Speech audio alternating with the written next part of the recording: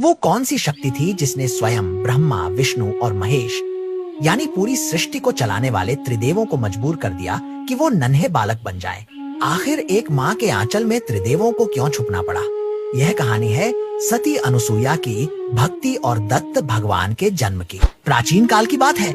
महर्षि अत्रि और उनकी पत्नी माता अनुसुईया अपने तप और पातिव्रत्य धर्म के लिए तीनों लोकों में प्रसिद्ध थे।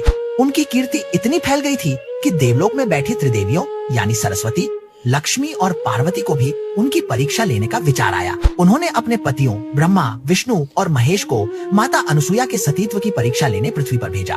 तीनों देवता साधु का भेष बनाकर अत्रि ऋषि के आश्रम में पधारे। उस समय महर्षि अत्रि घर पर नहीं थे। साधुओं को द्वार पर देख माता अनुसुईया भिक्षा लेकर आई, लेकिन साधुओं ने उन्हें रोक दिया। उन्होंने एक बहुत कठिन शर्त रखी। वे बोले, हे माते, हम भिक्षा अवश्य लेंगे, लेकिन हमारी एक शर्त है। यदि आप विवस्त्र होकर हमें भोजन परोसेंगी तभी हम इसे ग्रहण करेंगे, अन्यथा हम भूखे ही लौट जाएंगे। यह सुनकर माता अनुसुईया क्षण भर के लिए स्तब्ध रह गईं। अपने तपोबल से उन्होंने पहचान लिया कि ये कोई साधारण साधु नहीं बल्कि स्वयं त्रिदेव है। माता ने मन ही मन अपने पति का स्मरण किया और कहा, यदि मेरा पातिव्रत्य धर्म सच्चा है और मेरा मन निर्मल है तो ये तीनों साधु शिशु बन जाएं। माता ने अपने कमंडल से जल निकालकर उन पर छिड़का और देखते ही देखते सृष्टि के रचयिता, पालनहार और संहारक तीन रोते हुए नवजात शिशुओं में बदल गए। माता अनुसुईया ने उन्हें गोद में उठाया और अपनी शर्त के अनुसार उन्हें भोजन कराया। जब त्रिदेव वापस नहीं लौटे तो तीनों देवियां घबरा गईं और दौड़ी हुई आश्रम में आईं।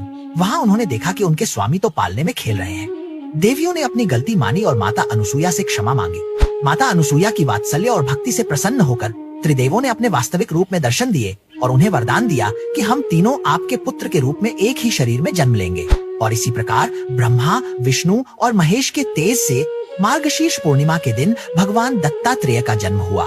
तो दोस्तों, यह कथा हमें सिखाती है कि श्रद्धा और पवित्रता के आगे ईश्वर भी झुक जाते हैं। आइए इस दत्त जयंती पर हम सब मिलकर उस गुरु शक्ति को नमन करें। श्री गुरुदेव दत्त।